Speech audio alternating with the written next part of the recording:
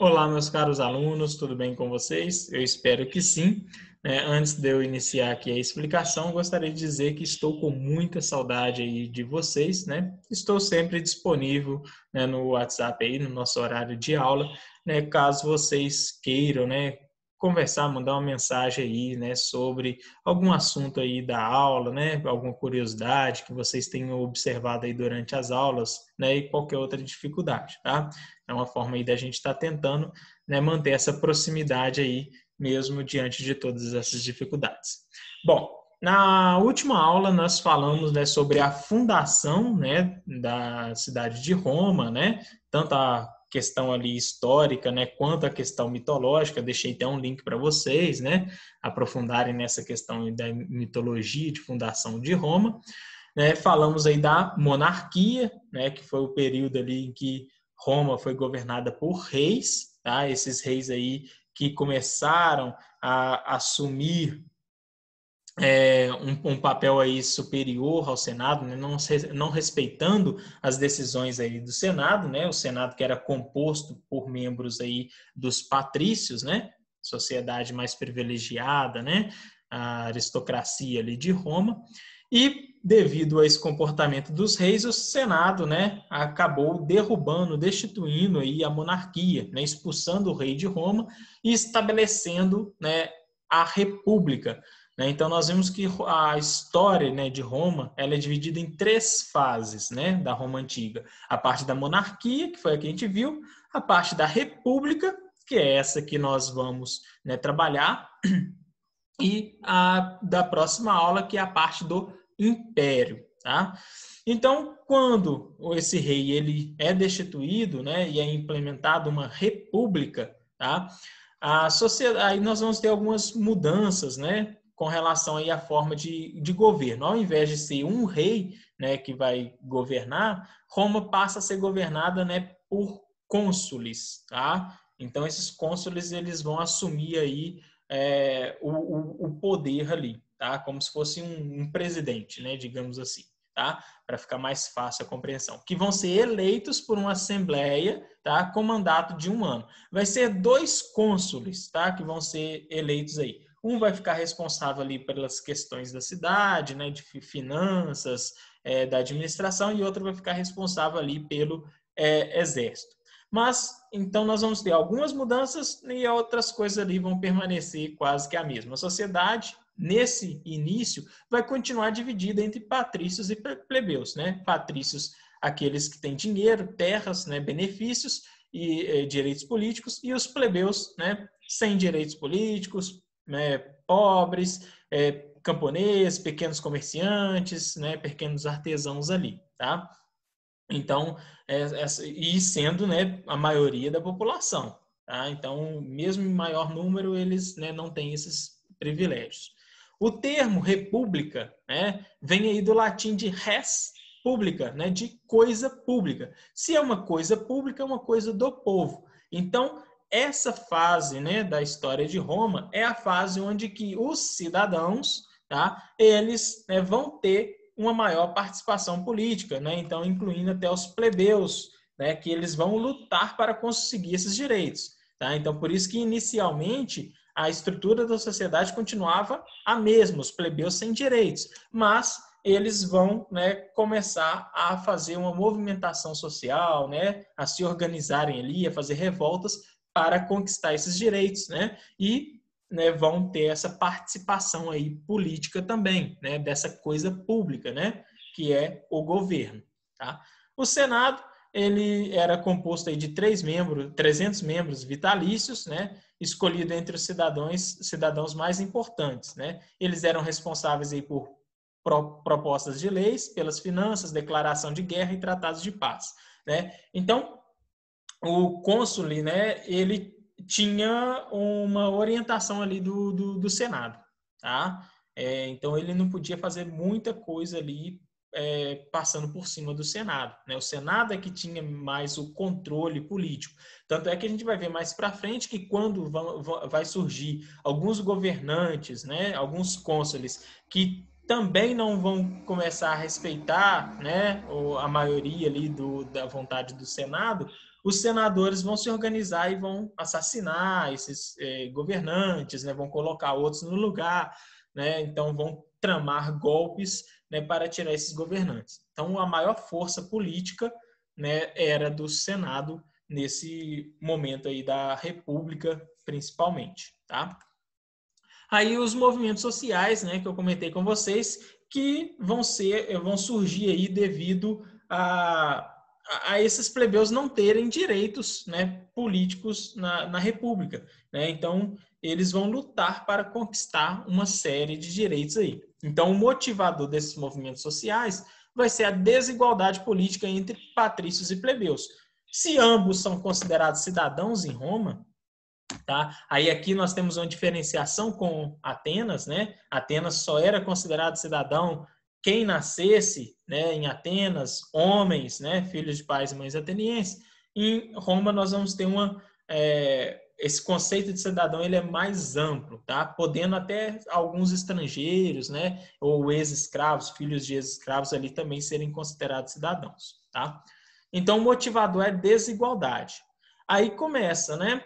Em 494 a.C., né, ocorre um levante de plebeus que vão se retirar ali para o monte sagrado, né, de Aventino, ameaçando não lutar mais no exército caso suas reivindicações não fossem atendidas. Então eles estavam ameaçando fundar uma outra cidade, né, um outro estado ali, se as reivindicações deles não fossem atendidas. E isso era muito ruim para os patrícios, porque quem queria executar as tarefas, quem queria trabalhar no comércio, quem queria pagar impostos, quem queria trabalhar no exército, né, se não fossem os plebeus.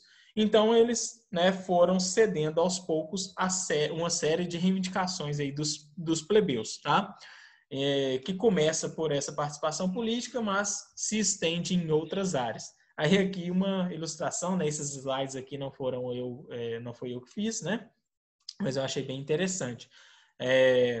Aqui, né, nós temos os senadores, né, os patrícios, reclamando aqui, né, com um plebeu, né, que dá as costas a ele, tipo assim, eu não vou fazer nada se vocês não atenderem minhas reivindicações, né? E aqui uma criança que seria, né, um patrício, né, toda arrumadinha, né, de uma classe alta aqui, né, falando assim, malditos plebeus, né, estão me importunando, tá? E aqui a gente até observa o que eu comentei na última aula sobre o ato de usar toga, né, que foi influência dos etruscos, né? A toga é essa vestimenta aqui, tá? Então a gente vai ver aí os ganhos dos plebeus, né, com esses movimentos sociais, tá?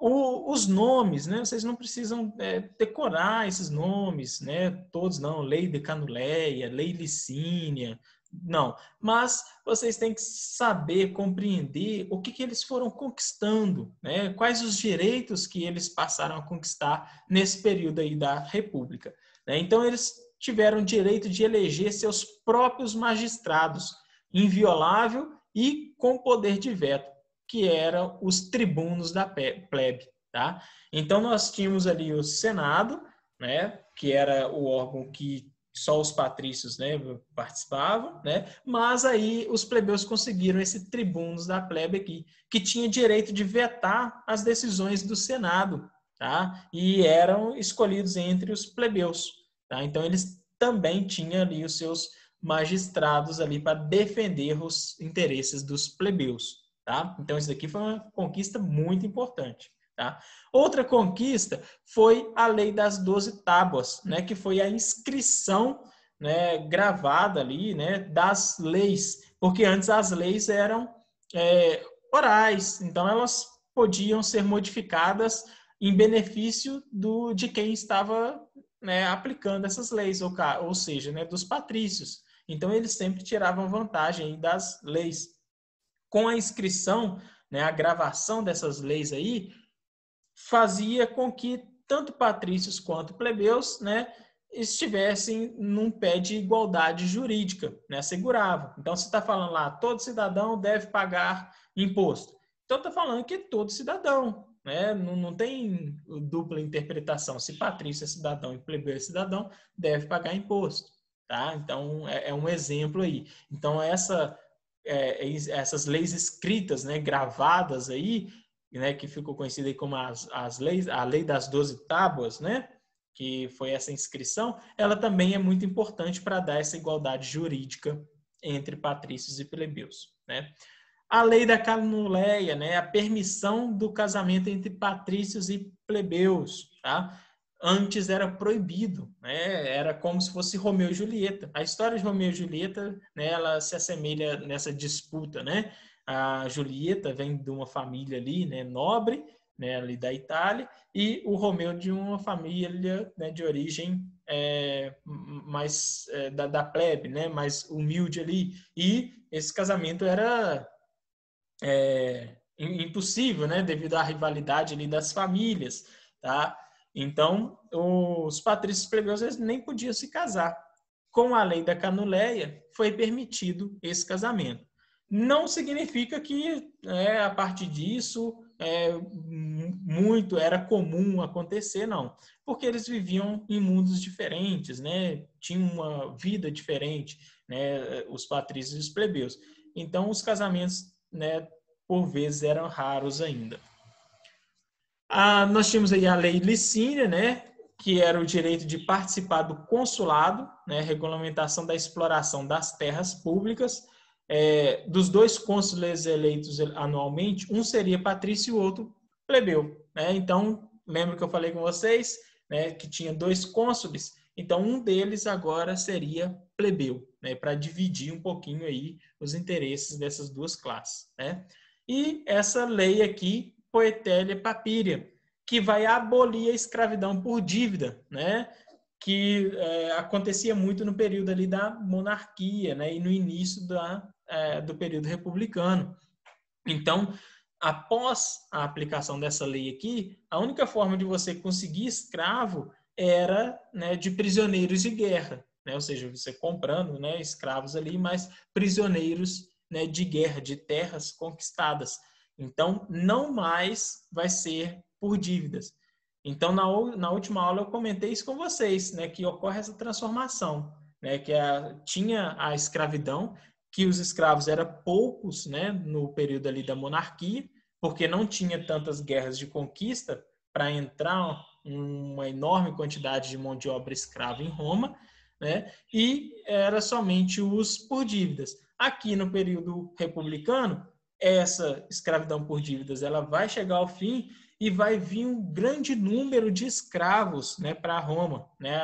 A mão de obra escrava ela vai se tornar a base, né, da economia romana, por conta que Roma vai começar a conquistar territórios, né, por toda a região ali da Europa, né, do norte da África, da Ásia, né, e quanto mais territórios eles vão conquistando, mais prisioneiros de guerra eles vão tendo, mais escravos. E aí vem, né, a República Imperialista. Né? É nessa fase do período republicano que os romanos começam, né, a conquistar, né, territórios. Né? Qual que é os motivos para essa expansão? Primeiramente, defesa diante, né, de povos vizinhos, né, rivais e obtenção de terras necessárias para a agricultura e pastoreio. Então, quanto mais a cidade de Roma crescia, mais terras eles precisavam, né, para plantar, né, para criar gado, para alimentar a população. Né? Então, se a população é muito grande, ela precisa de muito alimento, precisa de muitas terras, né? Senão vai ficar um em cima do outro. Tá? E também para se proteger, né, de povos vizinhos ali. Então, se um povo estava ameaçando, poderia ameaçar, né, invadir Roma ali, Roma acabava, né, invadindo antes. E eles conseguiram, né, grandes conquistas devido às táticas de guerra, né, principalmente essa tática aqui, ó, a formação tartaruga, né, onde que os soldados que eram chamados de legionários, né, romanos, eles cobriam, né, tampavam ali todos os buracos ali da formação, né, impedindo que flechas atingissem os soldados e eles pudessem ali avançando devagarzinho, né, sobre o exército inimigo. Então essa tática aqui de guerra foi um dos fatores aí, né, que possibilitou eles conquistarem, né, muitos territórios.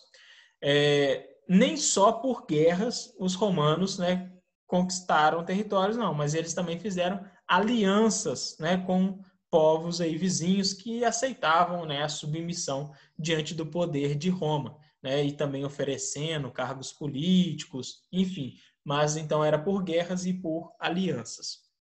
Aí algumas mudanças, né, provocadas por esse expansionismo romano, né? O que isso significava? Conquistar mais terras, né? Nós temos aí uma ampliação da cidadania, né?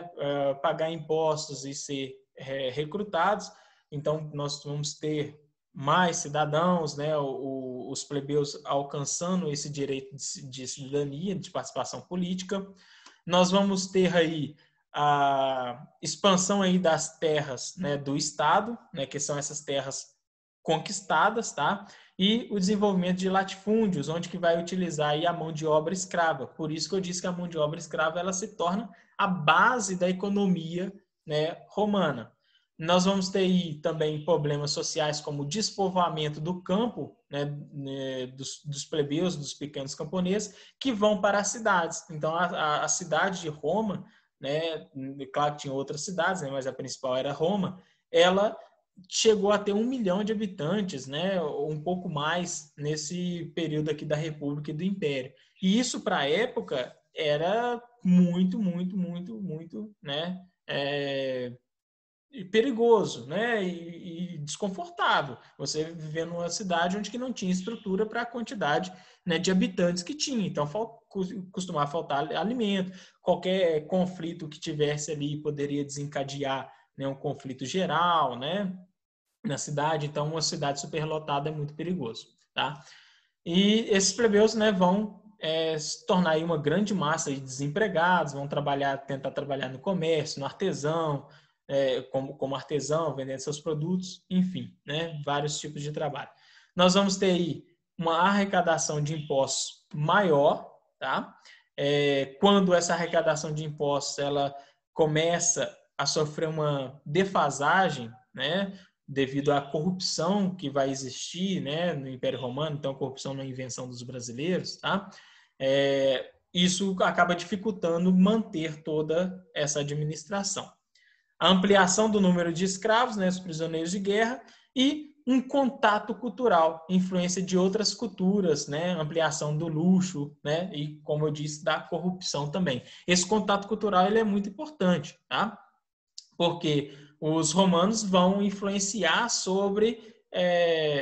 exercer influência sobre diversos povos, inclusive na sua língua, né, que eu já comentei com vocês, que após, né, a queda do Império Romano, vai dar origem a diversas línguas novas, né, do latim com as línguas nativas. Então, português, italiano, espanhol, né, são tudo línguas aí, né, de origem latina, devido a essa influência. E os gregos vão exercer uma influência muito grande, né, nos romanos, inclusive ali na sua religião, né, na religião politeísta, né, nas mesmas características ali dos deuses. Tá?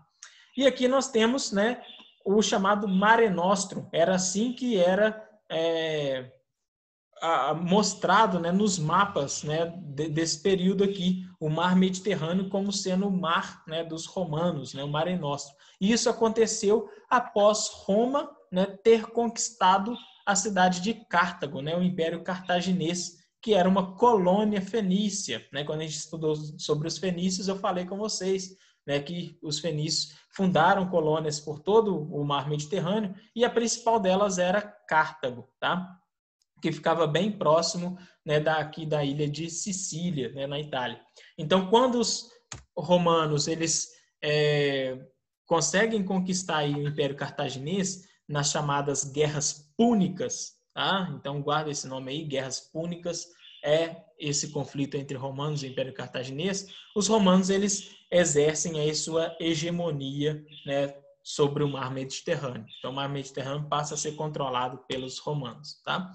E aí nós vamos ter, né, o início ali de vários problemas, né, por parte de corrupção, por parte de conflitos, né, uma disputa por uma lei, né, de reforma agrária, né, vai ser discutida, né, durante a República, que é a distribuição de terras ali para né, os plebeus, aqueles que perderam suas terras, então eles exigiam uma reforma agrária, tá?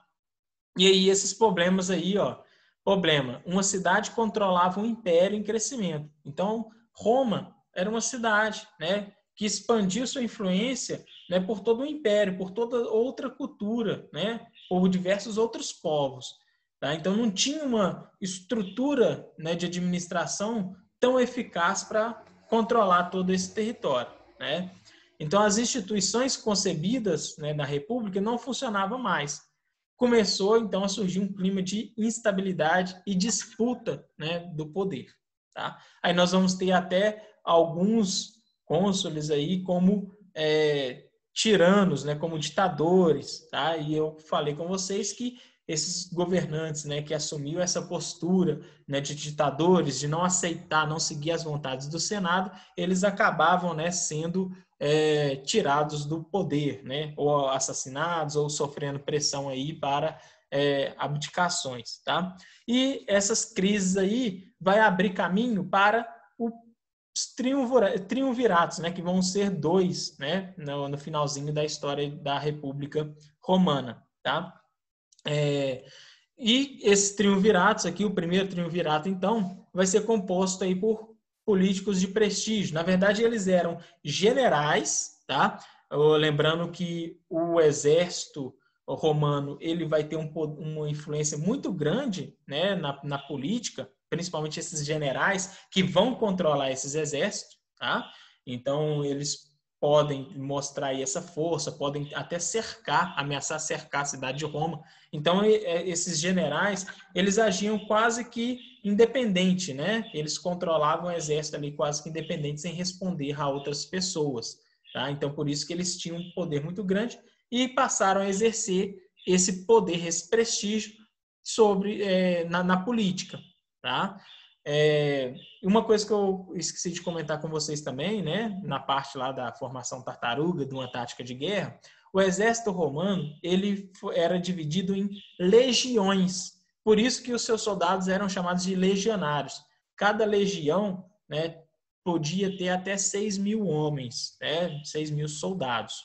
Tá? Então, os soldados eles também eram uma classe ali que permitia ascensão social, né? Permitia se enriquecer, né? Por meio ali das suas conquistas. Era uma classe que tinha um prestígio muito grande aí na sociedade romana. Então, o primeiro triunvirato ele vai ser composto aí, né, pelos generais Pompeu, Crasso e Júlio César. Tá? O Crasso, né, e o Pompeu eles acabam perdendo esse poder aí para o Júlio César. Eles até tentam, né, tirar aí a influência de Júlio César, que acaba, né, tendo um prestígio muito grande. Né? Júlio César é um dos governantes mais famosos, mais conhecidos, né, da história de Roma. Inclusive é o Júlio César que vai ter conquistas na região da Gália, né, onde hoje é a França, né, e vencendo ali os gauleses, né? Então essa conquista ela traz um prestígio muito grande para o Júlio César, tá? Então, após alguns conflitos entre esse primeiro triunvirato, o Júlio César acaba governando sozinho, né? Ele desfaz esse primeiro triunvirato aqui, tá? O Crasso ele morre, né, numa expedição, numa tentativa de conquistar, né, se eu não me engano, o Oriente, eu não lembro muito bem a região, né? E o Pompeu ele também acaba, né, morrendo aí nesse conflito todo. Então, Júlio César acaba governando aí, né, sozinho. Então, o Júlio César ele passa a acumular poderes, né, de cônsul, tribuno, sumo sacerdote, comandante do exército. Então, ainda estava, né, na República, mas ele já estava ali com poderes de imperador, né? Estava governando ali como um ditador, não respeitando, né, as decisões do Senado. Né? Ele estava ali superior a todos esses outros políticos, tá? E isso daí vai causar uma insatisfação no Senado. Então ele promove uma reforma política administrativa, distribui terras entre os soldados, então ele vai ganhar um grande apoio, né, dos soldados, impulsiona a colonização das províncias, para melhor defesa, porque não adianta você só conquistar territórios, você tinha que proteger esses territórios, né? E para proteger, nada melhor do que pessoas morando nesses territórios. Constrói obras públicas, então muitos anfiteatros, né? Canais, aquedutos, né? Estátuas, estádios, enfim, muitas obras públicas, estradas, né? Vão ser construídas aqui no período de Júlio César. E reformula o calendário também. Ele, claro, que vai sofrer oposição aqui de muitos senadores, né, que vão ter inveja aí, né, desse seu poder, né, que estava acima, né, dos senadores, né, e vai acabar sendo assassinado em 44 a.C., inclusive, né, por um dos seus filhos ali, adotivos, né, que era o Brutus. Aí tem uma frase, né, que segundo a lenda aí diz que quando Brutus dá uma apunhalada, né, no Júlio César, e fala assim, até tu, Brutus, né, tipo assim, esperava, né, de tudo dos outros senadores, mas menos de você, né, você me apunhalou aí. E os conspiradores, né, não conseguiram estabelecer aí, né, as instituições republicanas, e surge um novo triunvirato, tá? Composto aí por Otávio Augusto, que era filho adotivo, né, de Júlio César, Marco Antônio, que era um general aí do exército, que teve se apaixonou, né? Ficou junto ali da Cleópatra, que era a governante ali do Egito, né, nesse momento, e o general Lépido, tá? Então, esse novo triunvirato aqui vai ter uma nova disputa política, tá? O general Lépido, ele acaba morrendo, tá? E a disputa pelo poder desse novo triunvirato, desse segundo triunvirato aqui, ocorre por Otávio Augusto e o Marco Antônio. Marco Antônio acaba perdendo essa disputa aí, né? E comete suicídio junto com a Cleópatra, né? Porque eles são considerados aí traidores, né? São considerados aí revolucionários aí, né? Que estava contra os interesses de Roma. E o Otávio Augusto, então, é coroado o primeiro imperador, né, da história de Roma, tá? Então, nós vamos iniciar a fase aí do Império com o Otávio Augusto, tá? Que tem o seu governo aí na época do nascimento de Jesus Cristo, mas aí essas características aqui, um pouquinho do Império, a gente fala na próxima aula, que nós já estendemos demais, tá? Então, qualquer dúvida, vocês me procurem, né, lá no WhatsApp, para, né, matar saudade, para conversar aí sobre a matéria, ou qualquer outro assunto aí relevante, tá bom? Então, um grande abraço para vocês.